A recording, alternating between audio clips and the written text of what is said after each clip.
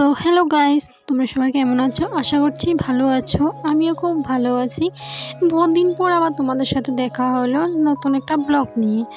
তো প্লিজ তোমরা কিন্তু দেখতে থাকো, আর কিন্তু আমার ভিডিওটা কেমন লেগেছে কমেন্টে প্লিজ বলে দিও। প্লিজ প্লিজ আমাকে সাবস্ক্রাইব করে দিও। তো এখন আমার এদিকে ডাইল হয়ে গেছে, আর এদিকে আমি সবজি কাটছি। আর এত গরম ফেলেছে, একটু আগে স্নানও করে এসেছি আমি। এসে এবার স্নানে ঢুকে গেছি। এখানে বসিয়েছি আমি চিংড়ি শুটকির তরকারি। এই দেখো আমার কোয়াশ কুড়ানো হয়ে গেছে, আর এদিকে হয়ে গেছে আমার চিংড়ি শুটকির তরকারি।